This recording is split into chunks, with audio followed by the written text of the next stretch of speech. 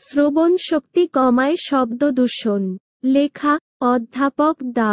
M Alamgir Chowdhury, বিভাগীয় প্রধান, ENT, Anwar Khan modern medical college, Dhanmondi, Dhaka.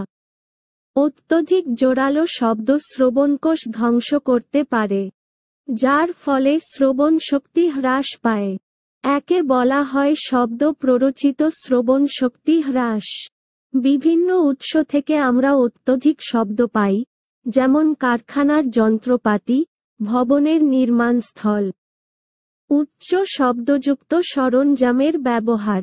এছাড়া আছে বিনোদনমূলক উৎস, যেমন শুটিং, ডিস্কো ও ব্যক্তিগত স্টেরিওর ব্যবহার। গাড়ির হর্নও একটি বড় কারণ। বেশি শব্দদূষণ হয় বিমানবন্দর ও ট্রাফিক পয়েন্টের মতো জায়গাগুলোয়। পেশাগত বধিরতা একটি ক্ষতিপূরণযোগ্য রোগ। যুক্তরাজ্য ও যুক্তরাষ্ট্রে ৮ ঘণ্টা কর্মদিবসের জন্য বর্তমানে গ্রহণযোগ্য শব্দের মাত্রা ৯০ ডেসিবেল। অনুমোদনযোগ্য শব্দের এক্সপোজার কাজের ব্যাপ্তিকাল অনুযায়ী পরিবর্তিত হয়। এই পরিবর্তন এরকম: ৯০ ডেসিবেল ৮ ঘণ্টা দিন, ৯২ ডেসিবেল ৬ ঘণ্টা দিন, ৯৫ ডেসিবেল ৪ ঘণ্টা দিন, ১০০ ডেসিবেল ২ ঘণ্টা দিন, ১০৫ ডেসিবল ১ ঘণ্টা দিন। কি ঘটে? শব্দের ৯০ ডেসিবেলের বেশি মাত্রা কানের মধ্যে কক্লিয়ারের পরিবর্তন ঘটায়।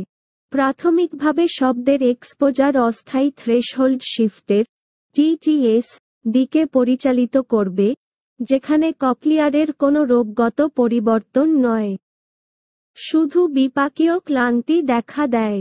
ক্রমবর্ধমান ও বারবার শব্দের সংস্পর্শে আসার ফলে বাইরের চুলসদৃশ হিয়ার কোষগুলোর ক্ষতি হতে থাকে। প্রথম থেকে তৃতীয় সারির ক্ষতি হওয়ার পর ভেতরের হিয়ার কোষগুলোরও ক্ষতি হয়। ক্লিনিক্যাল বৈশিষ্ট্য: টিটিএস কানে বেশি বেশি শব্দ হওয়া তৈরি করতে পারে। স্থায়ী থ্রেশহোল্ড শিফট পিটিএস প্রায়ই উপসর্গবিহীন।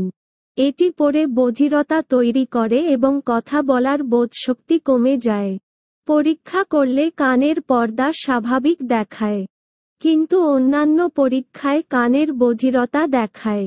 প্রতিরোধ: উচ্চ শব্দজনিত এলাকা পরিহার করা। শব্দ হয় এরকম পরিবেশে কাজ করলে ইয়ার প্লাগ ব্যবহার করা, যা শব্দদূষণের ৩ ভাগের ১ ভাগ প্রতিক্রিয়া কমায়।